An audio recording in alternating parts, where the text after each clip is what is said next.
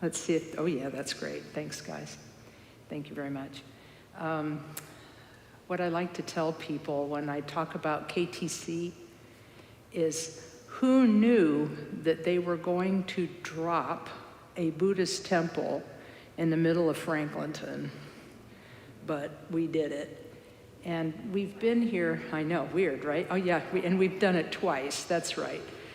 Because when we purchased the little old church that was on this property in, 1990, that was the first time that we sort of brought a Buddhist temple to Franklinton, was in 1990 when we first moved into the former Rich Street Church of Christ that was on this property. And then when that building burned down in 2016, we had to come back. We had to rebuild on this place.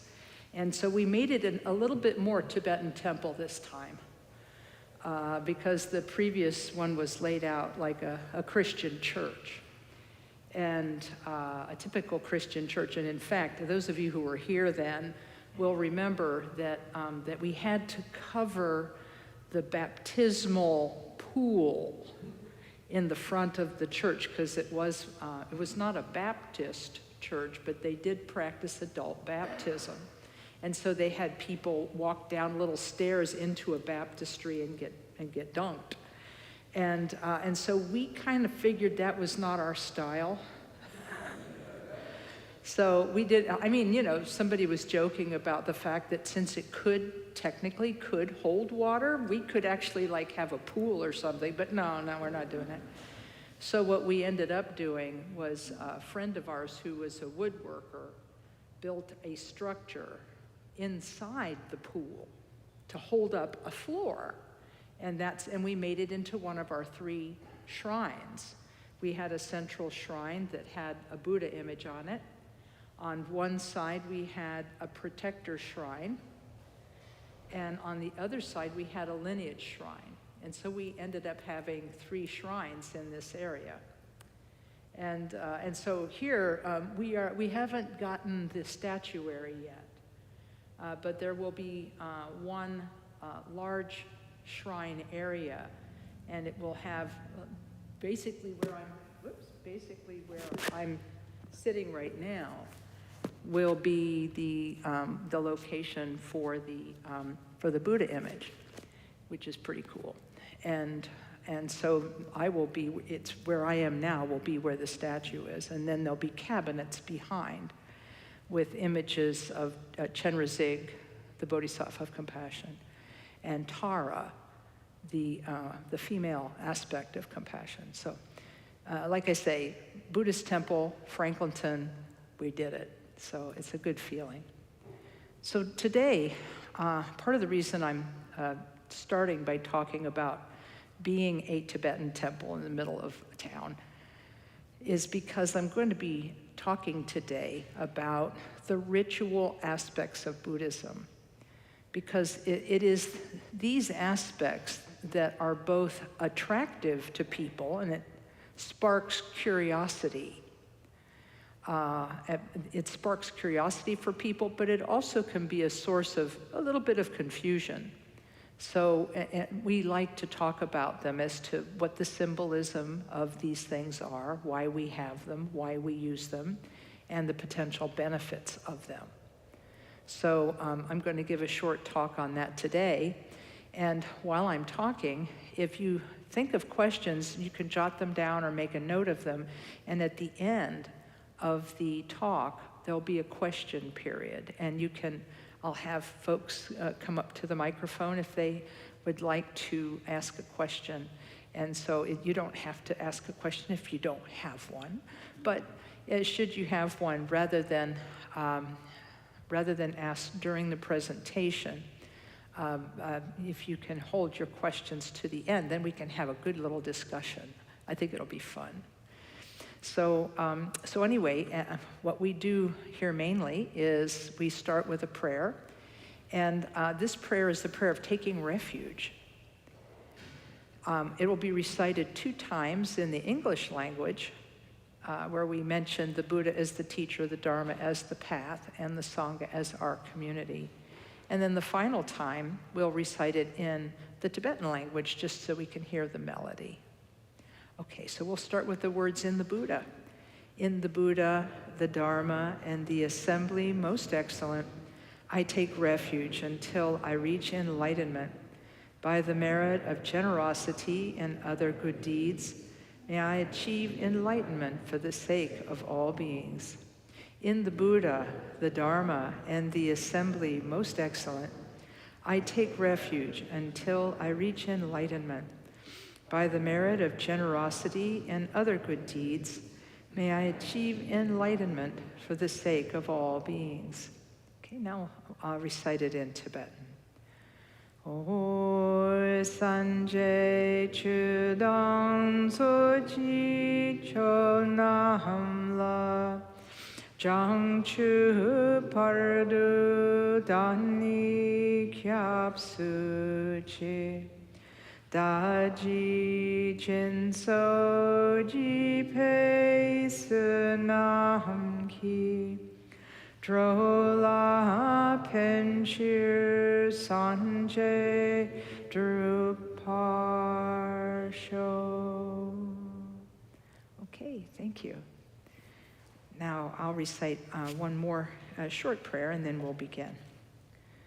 O Palden Sawe Lama Rinpoche Tagi Chiwar Pede Ten Shula Kadran Jembo Gwane Je Sunte Kusum Tuking Udrup Sal to Soul. Okay, thank you. All right. Today's topic is ritual practice in Tibetan Buddhism. I remember my teacher, Khenpo Karthar Rinpoche, once taking a small group of people, I think it was a group of college students, through a tour of the shrine room at our home monastery at Karma Triana Dharma Chakra in Woodstock, New York. And one of the students asked him, why are there so many different images of the Buddha in this temple? Why do these temples have so many images of the Buddha? And Khenpo Rinpoche gave a very simple answer. He said, oh, Tibetans are very busy people. So, anyway, I thought it was pretty funny. Then he said, that was a joke. The real reason is that enlightenment is considered to be a singular state for an individual. It's a singular state, and yet it has many facets. I think of it as like a diamond, because when you have a cut diamond, it's a singular jewel, but the facets on the outside give you a different view into the interior. And so just like that, enlightenment is singular, and yet its facets are many. And there are different ways that an awakened mind can be expressed by different individuals.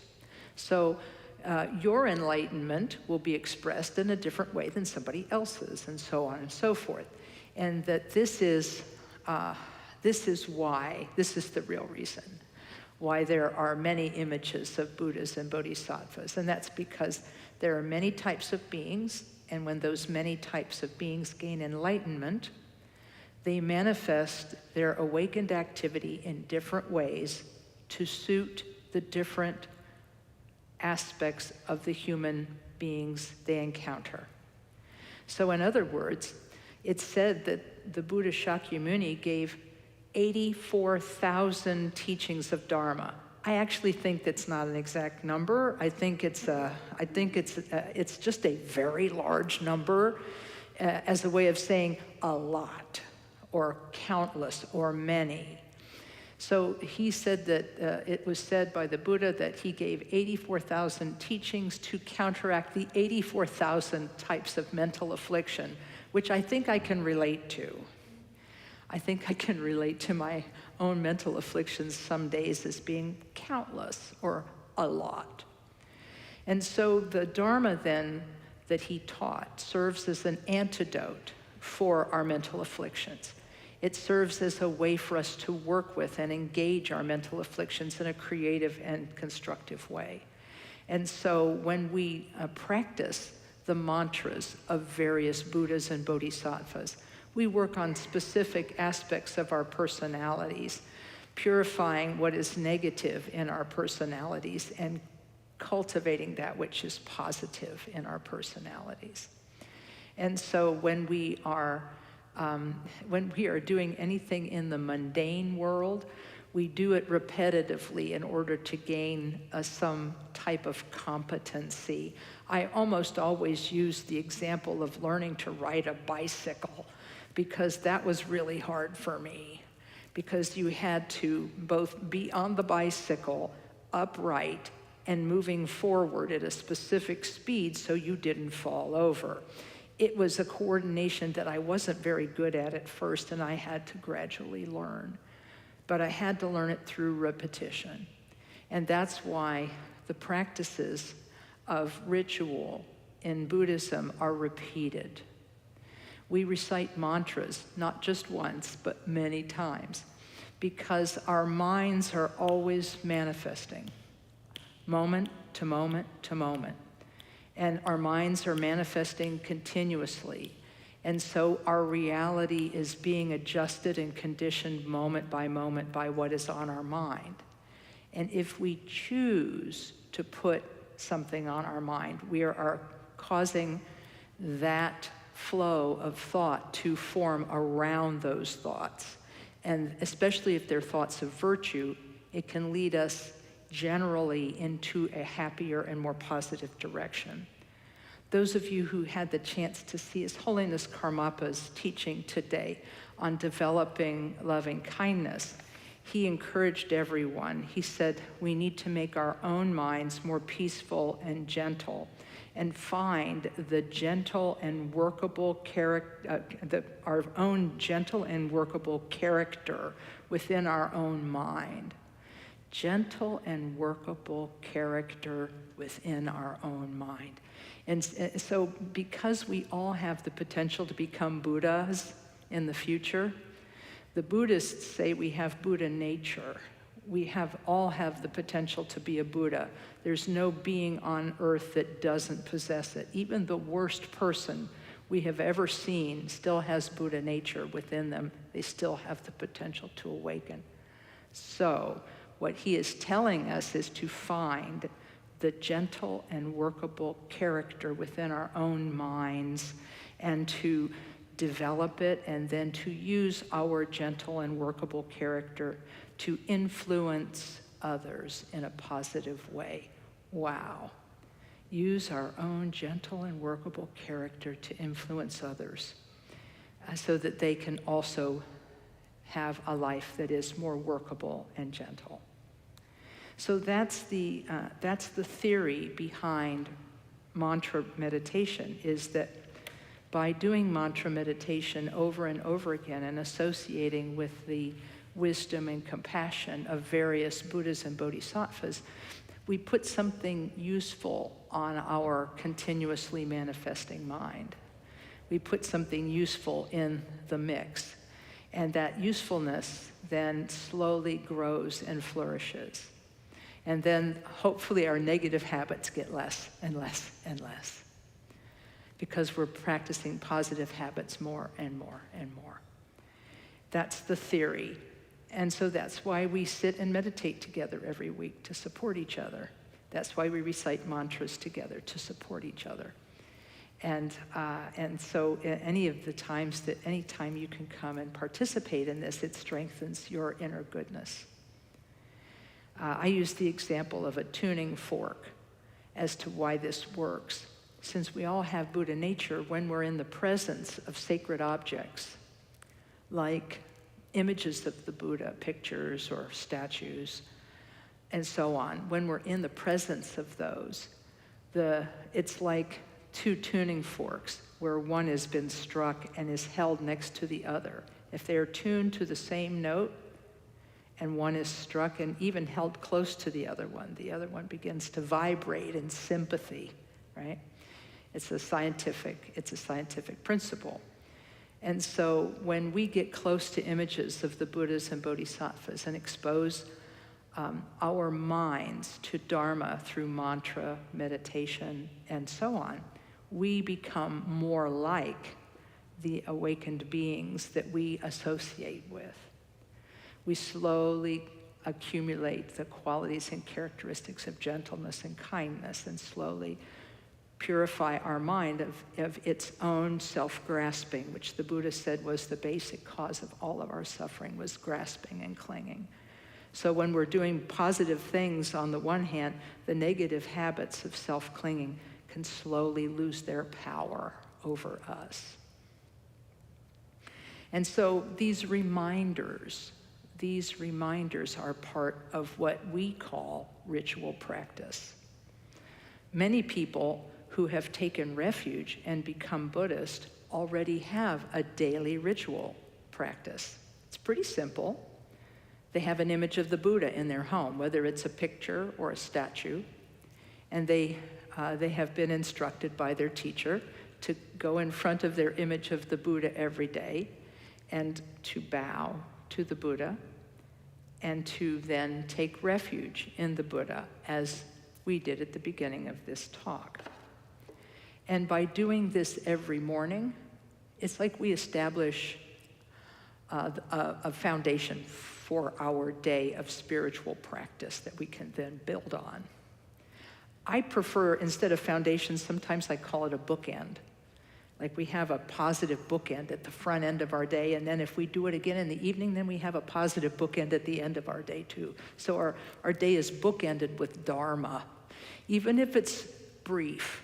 Even if we just briefly go before the Buddha and say, I had a hard day, Buddha.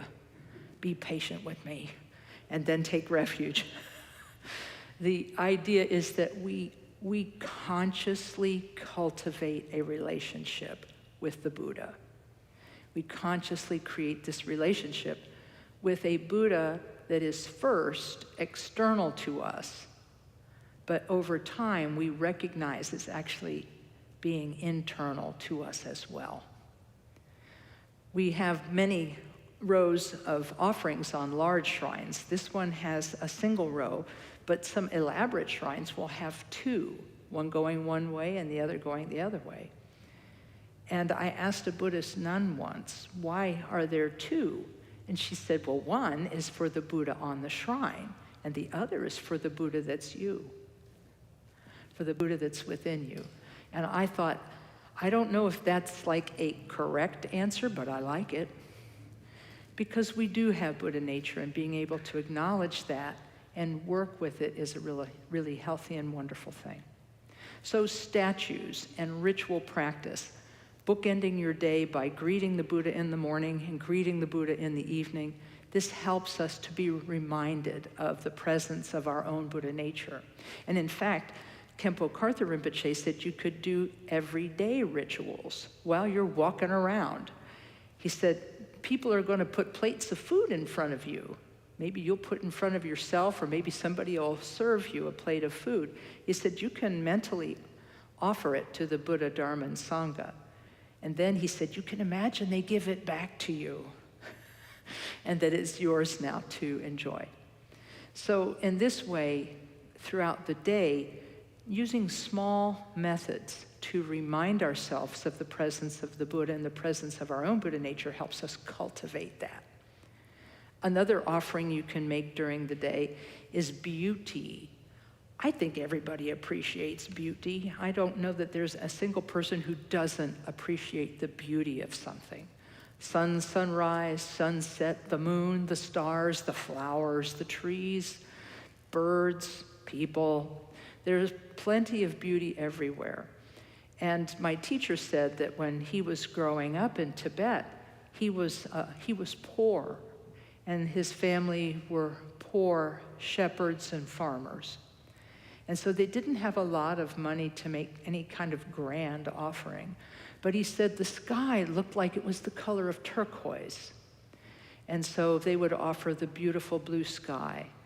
And they would offer the beautiful wildflowers of spring and summer. They would offer the beautiful sparkling diamonds of snow in the winter to the Buddha, Dharma, and Sangha. And as they enjoyed this beauty, they made virtue out of it by making a mental offering of it. And so in this way, we can incorporate everyday rituals into our practice. We don't have to do anything fancy. We don't have to learn Tibetan, for example, in order to say the mantra Om Mani Padme Hum. It's pretty simple. Om refers to the enlightened body of the Buddha. Hung is the enlightened mind of the Buddha. And Mani and Padme are parts of the name of Chenrezig. Mani means jewel, Padme means lotus, and it means honor to the bodhisattva who holds the jewel and lotus. In iconography, he's depicted as holding a jewel, which is symbolic of our Buddha nature, and the flower, of the lotus flower, which is symbolic of compassion and loving kindness. So we don't have to have lots of training to do these simple everyday rituals. But of course, if you want to learn the complex rituals of Buddhism, you're welcome to.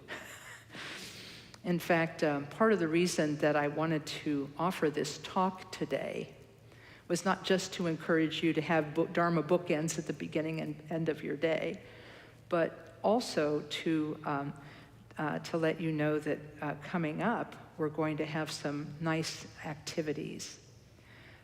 In fact, in this coming week, this coming Saturday, we're going to have Lama Tom and Lama Adam teaching a class on the mantra meditation of the 1,000-arm Chenrezig. That is done in a retreat, a 2-day retreat that we hope to offer, if not next month, soon, called the Nyungne retreat. That's a mouthful, Nyungne. It basically means a fasting retreat. And so what's going to happen next Saturday is that Lama Adam and Lama Tom are going to explain the retreat, how it's done, why it's done. Spoiler alert, it's done so that we become aware of the sufferings of the world and form a feeling of compassion for those sufferings. That's the purpose.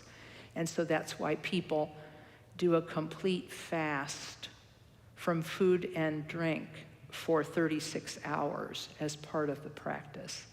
Because there are some beings that are so destitute, they never get to eat and they never get water. And so by creating this short period of hardship for ourselves, we become aware of their suffering and we are moved to want to benefit them. So that's the spoiler alert. But Lama Tom is going to give a very complete review of that. So that's coming up. And just yesterday, we did a workshop with the Buddhist monument out front, the stupa. And we learned about the symbolism of the stupa, which is a monument that's of geometric shapes that suggests a meditating Buddha, a sitting meditating Buddha. And that it contains relics inside of it that provide a blessing to whoever sees the monument. Whoever sees it is affected by the relics that are inside. So that means just casual people who go the wrong way on the one-way street out here. Has anybody else ever tried that? Yeah, okay, yeah, all right. I know, it's not easy anyway. So they'll get a blessing as they panic, as they panic and turn around. I saw somebody do that just the other day, and it's like, oh my gosh. So that means that this monument actually has the potential to bless anyone who sees it because it contains a relic of an enlightened being. Other methods of blessing, ritual blessing that we have here at the KTC, you'll see them outside in the back, are prayer flags.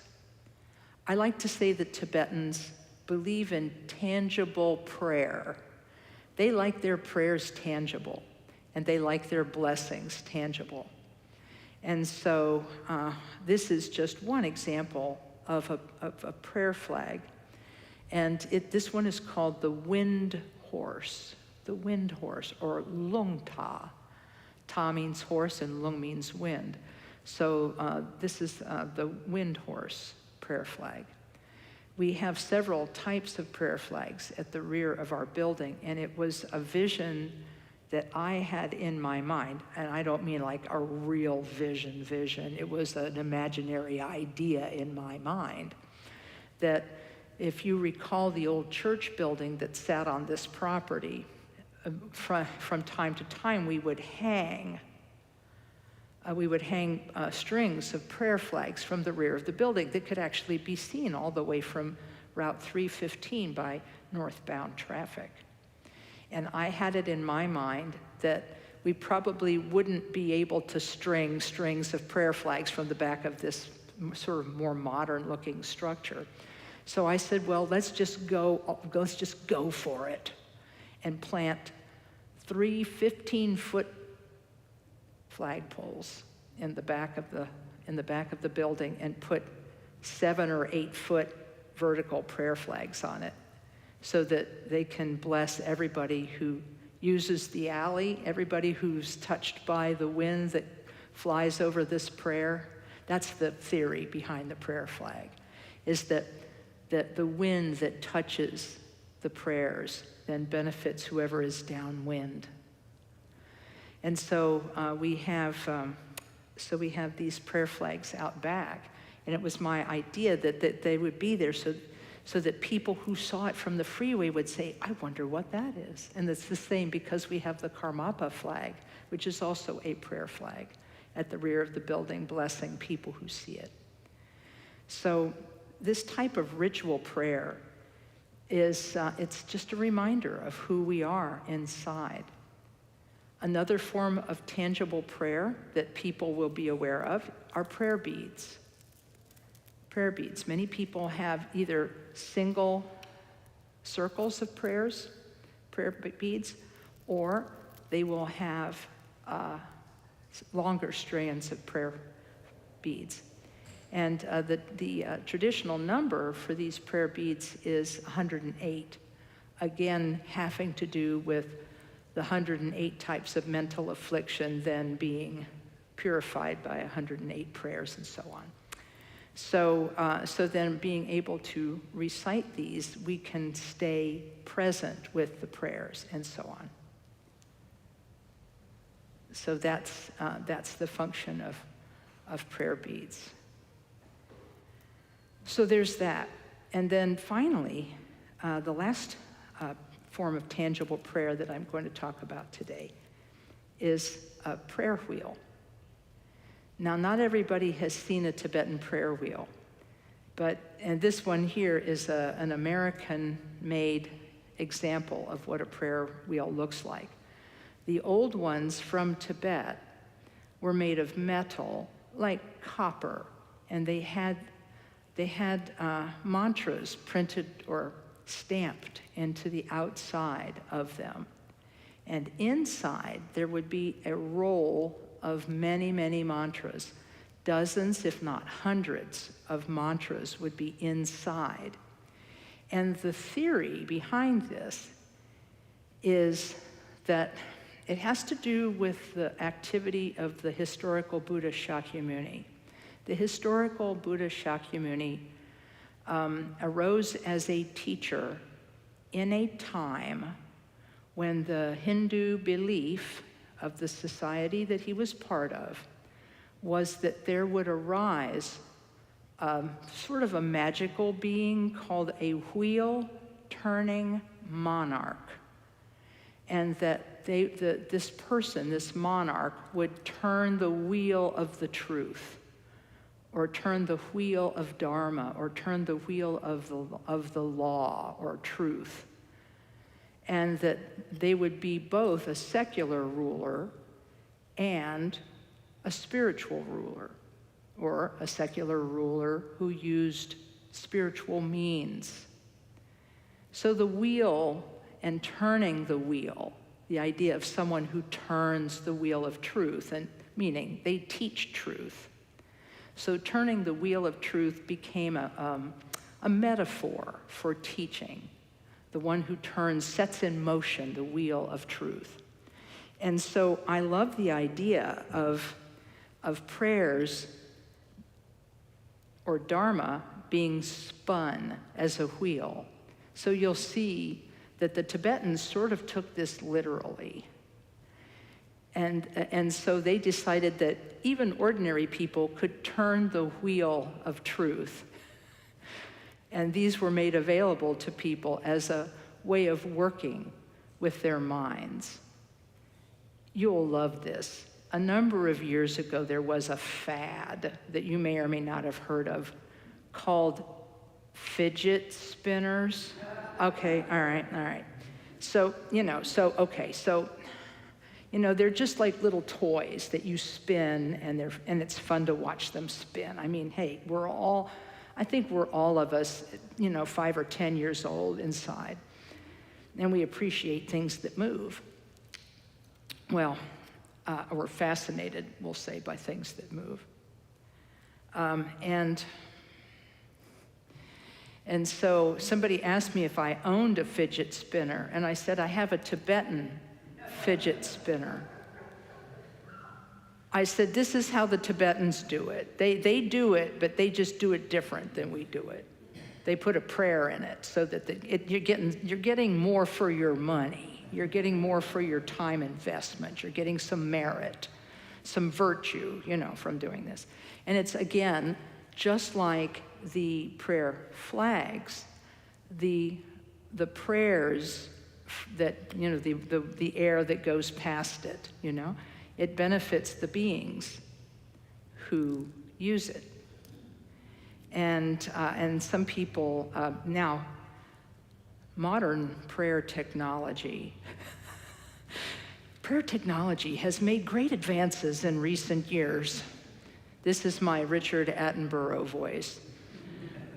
Now, instead of using small pieces of conch shell to give a smooth spin to your prayer wheel, they actually use ball bearings. Modern shrine technology continues to advance. And so this one is virtually squeakless, because if you hear a Tibetan prayer wheel, it's, but this one it's virtually silent. So the shrine technology has taken leaps and bounds. But the theory is still the same, even though the mantras, and there are millions in this one because it's on microfilm. Like I'm saying, it's like shrine technology continues to advance. So, but I have a few friends, and those of you who met the wonderful teacher, Lama Lodro Lamo, when she was here before in the old building and so on. She undertook to spin the prayer wheel constantly, as much as she could. And so she had one of this size that she carried with her everywhere. Yes, even through the security line at airports. And she'd have to put it on the, So, so she would spin it wherever she went. And it struck me that she had probably benefited countless beings who saw her spinning the prayer wheel. So anyway, it's just something to keep in mind. And I'm looking at my time to make sure, I want to make sure I have plenty of time for questions. But all of these ritual means, they could become toys, meaningless, mundane toys, like anything else, right, that human beings like. It can become meaningless. Or it could, worse yet, become like a status symbol, or some kind of evidence of our advancement as a practitioner or whatever. And so we have to use what the Buddha called a middle way of looking at all of these things. We use them and we make the aspiration to benefit beings with them. And we have to continuously refresh that motivation so that what we do with them is good and how it impacts other people is good. And I was touched today when the Karmapa was talking about the power of our own gentle and workable character to positively influence others around us. He said, yes, we are having horrible times, and resentments and anger and violence are all proliferating right now. But he said we have to continue to add to this world positive things. We shouldn't stop just because the world is coming apart at the seams. We should act and help people as best we can and continue to hold a heart of love. And so he said eventually we'll be able to overcome our own anger, but until we do, we have to keep trying. We can't give up. So I think this is enough for me to say right now, because I spoke about mantras, I spoke about statues, I spoke about the basic practice of refuge and prayers in the morning, refuge prayers in the evening. I spoke about the various types of tangible prayer, prayer beads, prayer flags, prayer wheels, and also the monument, such as the stupa out front. And gave you an idea how relating to these everyday rituals can help remind us of our Buddha nature and strengthen our confidence in our Buddha nature and strengthen our capacity for uncovering it. And so I think this is where I'm going to stop right now and see if there's questions, if people have questions or things they're curious about. And if you do, you can come around, and I think there's a chair at the back of the room. You can, if somebody wants to be in the on-deck circle, they can, baseball metaphor, sorry. They can sit in one of the chairs at the rear, or they can just merely come up to the microphone. So, yes, good morning. Good morning. Yeah. It's so easy to think about habits and getting into bad habits and habits we might change.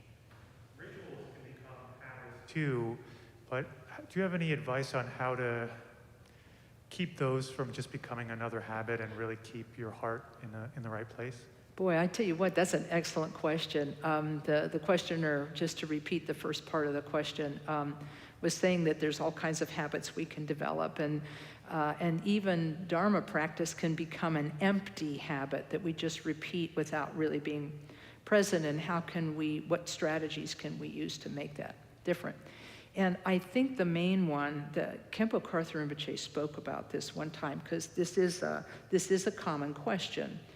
And he said that making sure that we are present, that we practice having presence of mind when we're doing these things.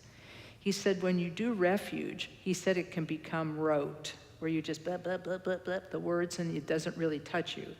He said, so if you find that that's starting to happen for you, he said, the next time you do your refuge prayer, he said, just stop a second and imagine how it would feel to be really in the presence of an enlightened being, the Buddha, and so on. He said, really just get a sense of how that would feel and how much respect you would feel and how important it would be for you to address them with sincerity and presence. And he said, and then you can also think about, he said, even though we are not enlightened beings now, we can gradually become enlightened beings through the practice of the Dharma. So he said, then you can make the aspiration that through the practice you're about to do, you will benefit beings. And then that way, he says, you're thinking about the Buddha, you're thinking about those sentient beings who are around you, and you're thinking about your aspiration.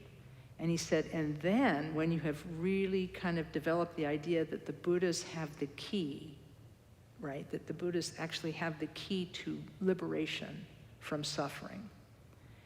He said, then you can say your refuge prayer. So he seemed to feel that cultivating the real presence, genuine presence, and just bringing yourself back to where you are and sort of being where you are, fully being where you are, is one antidote. Do you have another thought about that, or what do you think? The only thing I'd say is also it's important maybe to have patience and understanding with yourself that there's going to be ups and downs along your journey in doing that. That's a fair comment. The idea that what he's saying is that we also have to have some practice, some understanding and gentleness with ourselves. I'm going to add words to what you said, which is that practicing gentleness with ourselves and understanding that some days we're going to be right with it, and some days it's going to be beep, beep, beep, beep, beep. Yeah, I think that being understanding and always knowing that the next moment we can change things. Anytime that something happens in the next moment, we can change that and impact that. I think remembering that the future is always imminent, so. Thank you. Oh, no, thank you. That's a great question.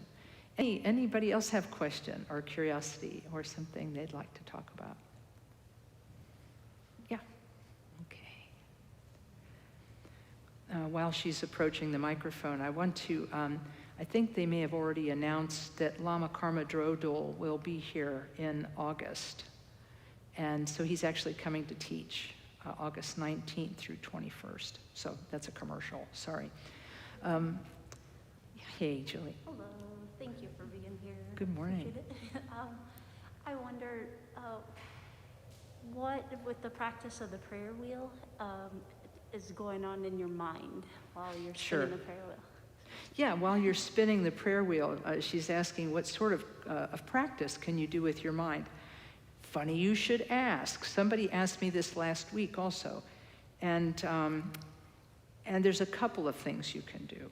Some people do the prayer wheel in concert with doing mantras. Some people will do them simultaneously, in which case your mind is not necessarily on the movement of the prayer wheel, but is on the prayers you are reciting. And the prayer wheel is just going on in the background, sort of as like a background activity that you feel is beneficial and benefiting others, because anybody who sees the prayer wheel or feels the breeze that goes by that prayer wheel is going to be benefited. So you think about the benefit of beings. That's a very easy practice to do with the prayer wheel, is to recite prayers and to think that you are sending benefit and goodness to all beings. And it's just automatic, right? You can have that kind of a thought. Additionally, you can use a meditation, a visualization meditation. And this was given by one of the Galupa masters, Lama Zopa Rinpoche. And I may not be quoting it absolutely correctly, but you can find it in his book, Wheel of Great Compassion. He wrote a whole book about prayer wheels.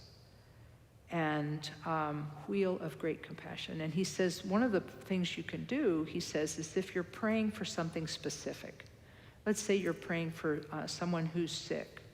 He says you can imagine, you can visualize or use your imagination to think that the sickness from the person is gathered into the center of the prayer wheel where it is blessed and destroyed.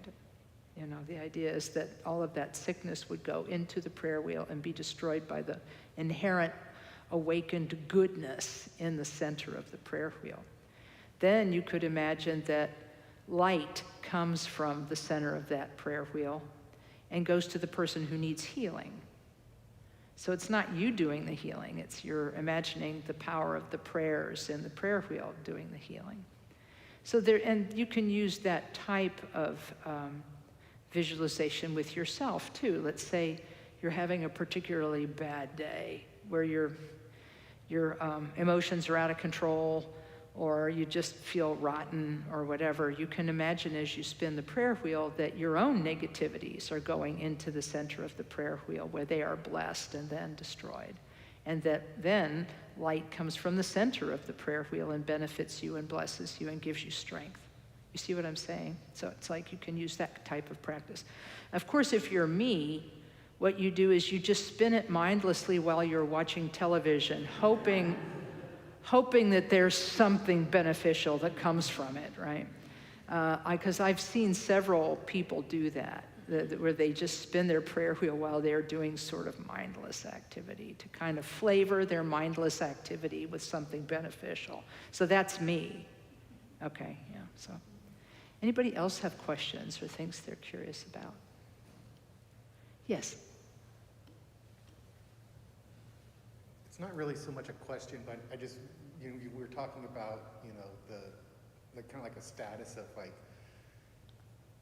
having your beads and your things that, kind of like portray that you're, someone Right. who is Spiritual trying to- person. A spiritual person. Yeah, yeah. Mhm. And with that, we had a very special encounter back in the end of May when we went to the Grand Canyon. We had spent several days in Sonoma.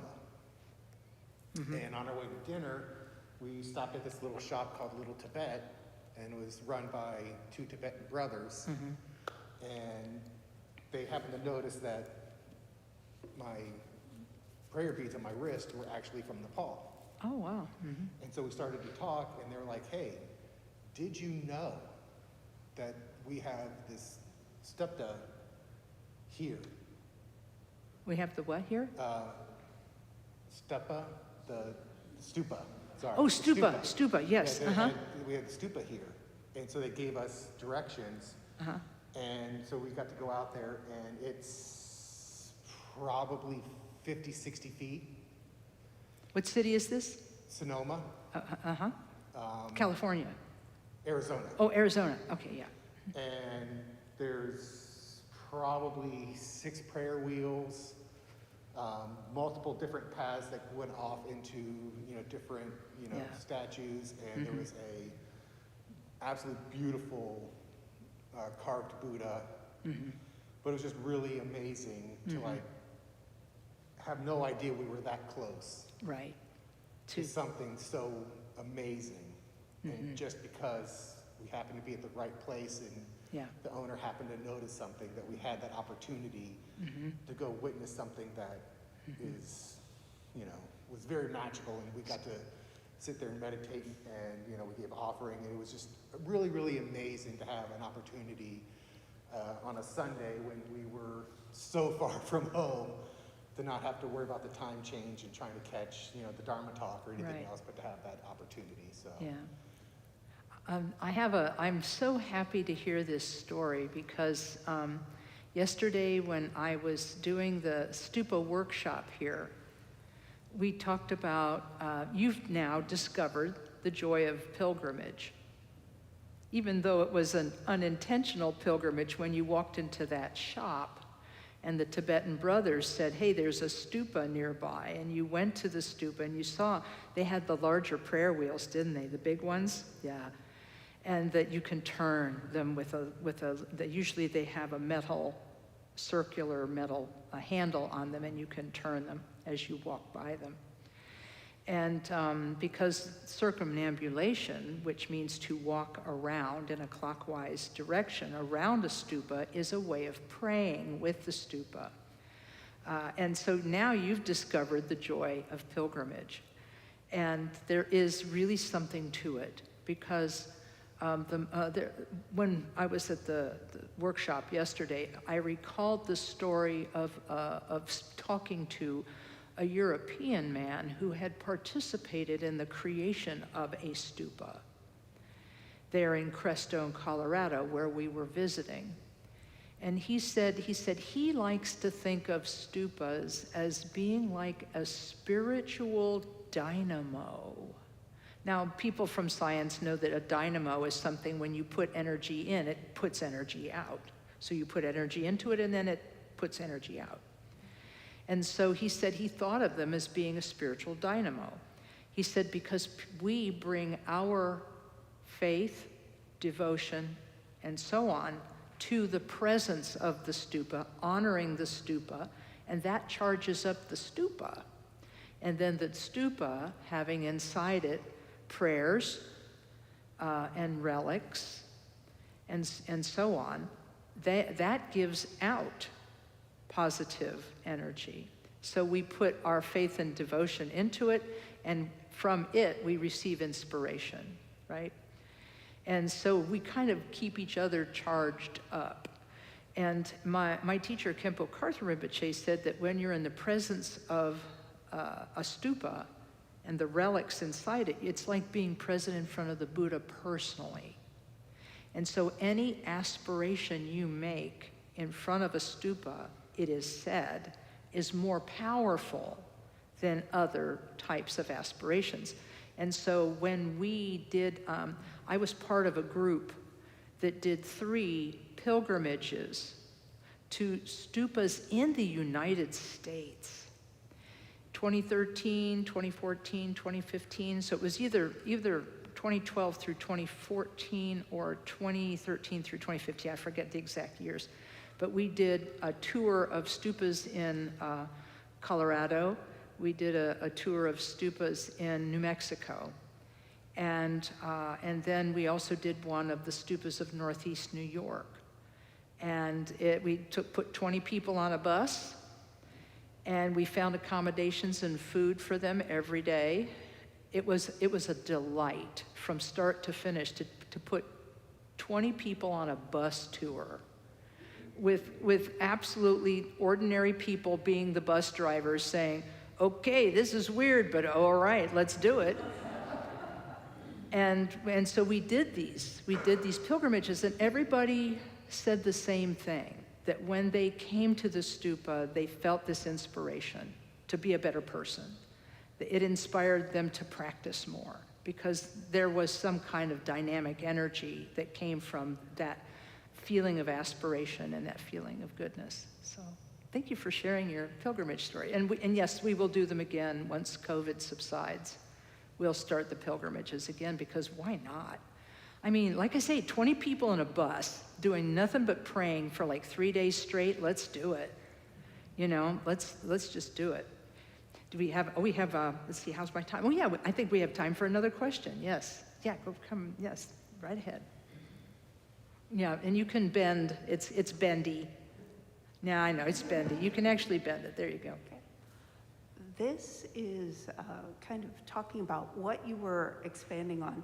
In early 2000s, I took my mom on pilgrimage to Lourdes. She had forgotten her prayer beads, so she borrowed my mala. So in exchange, we went to Sedona, to the Amitabha Stupa in Sedona. And my mom lived in Phoenix, so it was very close. And we went up, and it became her favorite place to go. Wow. I would circumambulate, she would meditate.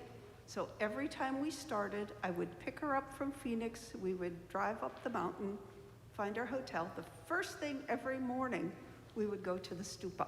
Oh, Carla. And if you ever have a chance, it's a phenomenal experience. And it's Amitabha, Pure Land. So when she passed away in 2017, I dedicated a tile for her. Oh, wonderful. At the Amitabha Stupa. So even though she was very staunchly Catholic, she had that same resonance as when I took her to the Great Healing Shrine at Lourdes. Mm-hmm. And it's well worth the time, the money, the effort, whatever it is, because you walk away with a feeling of profound connection, Correct. Irrespective of your religious background. So, thank you for sharing that story. I just can't say enough about this. Those folks who have done the Camino de Santiago, I've talked to people who've done that as well, which is another Christian pilgrimage in Europe. Lourdes, France, right, is one of the sites where the Virgin Mary was said to have appeared and to granted miracles and things like this. And I feel that all of these places are powerful, partly because of what we bring to it and what we as human beings invest it with. We invest it with beauty, we invest it with power, and that it actually then benefits, because all that positive energy that we invest it with and that it naturally has from the beginning, we help each other. So I think that people come back from pilgrimage feeling refreshed and they want to stay. one more thing. I've had people tell me that when they come into this room, they don't want to leave. And I think that there's lots of reasons for this, and part of it is that we have statuary on the shrine that have relics inside, and that the room is kind of built for this feeling of compassionate goodness and stability and warmth. And so I can't wait until we decorate it fully. It's only a blank canvas now, but it'll eventually become a good spot. But I've had people say the same thing, like you said, that you went there and you went every day and you kind of like didn't want to leave. And it's because of the presence of goodness there. Yes, this will be, let's see, you're our last question today. Try to make it fast. That's all right, no need. My background's in research, and I'm frequently trying to make different parallels to, because I love a lot of the, how a lot of the Buddhist practices have had some science backing them. Mm-hmm. But, you're talking about using intentions, with these different rituals, and something that came to mind, around our Earth, we have several different machines that are random data generators. And they just spew out random data, but there's been times when they go to non-random. What was that last part? There have been times when they go to non-random, Okay. like they go to pattern, like Princess. Oh, they have times when they go to, from Correct. random patterns of data to specific. Otherwise, they're just random, but like the day Princess Diana died, went to pattern. And World Meditation Days, Really? they go to non-random. Whoa.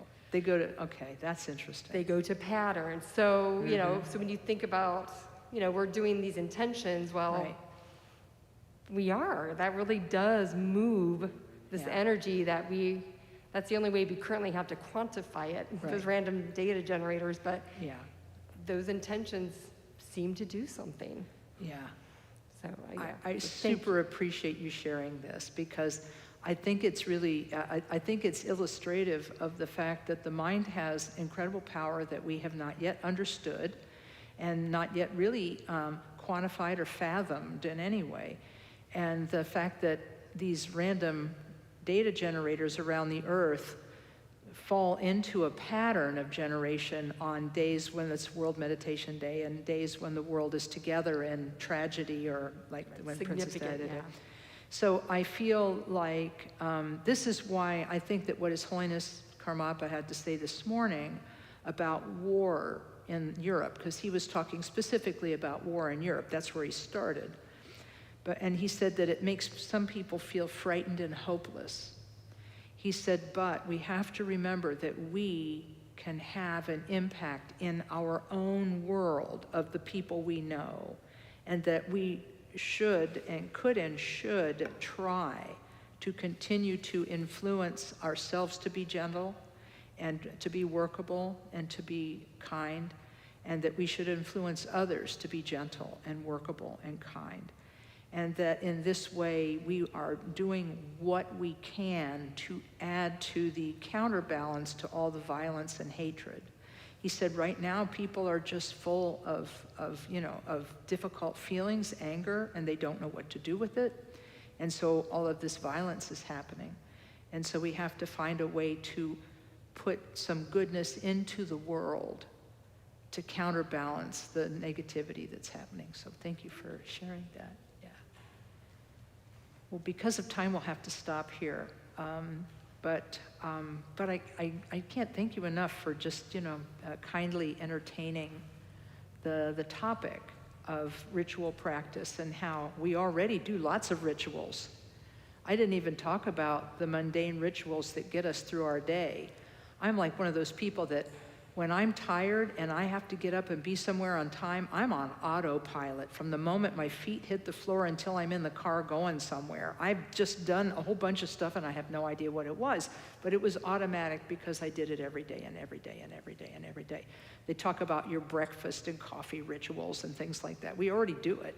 So now, since we're already doing it, why not add some beneficial dharmic ones to our day? So I hope this inspires you, and I hope I'm looking forward to doing a regular stupa practice. We haven't got it set up yet, but when we get it set up during the fair weather months on certain Saturdays, we'll all get together and make offerings to the stupa.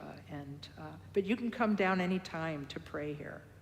You will be on candid camera, however. There is a security camera on, there is a security camera on the stupa. I asked for it.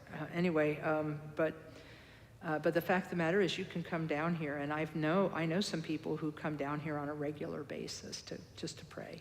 So it's here for you. It's a service to the community. Let's dedicate our goodness. The tradition of dedicating goodness is how Buddhists sort of tie a ribbon around the positive things they do.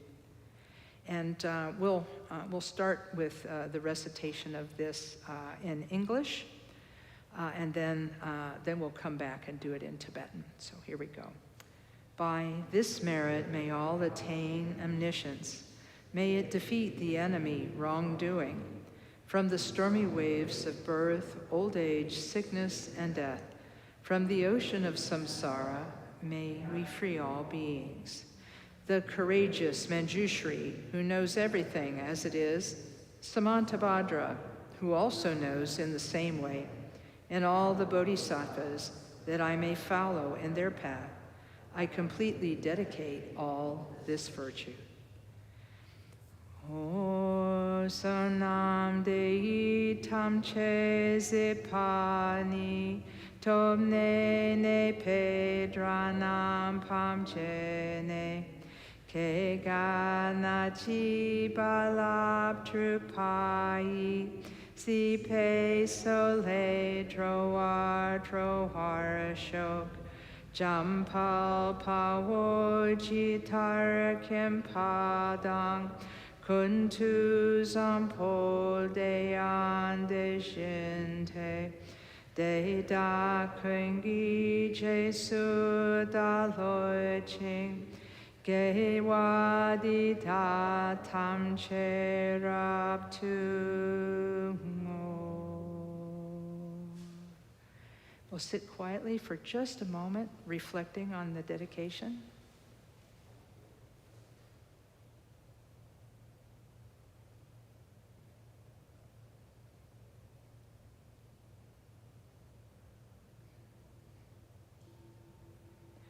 Okay, thanks everyone, and thank you to the team, the AV team, thank you very much. Okay, we'll see you next time. Om Mani Padme Hum.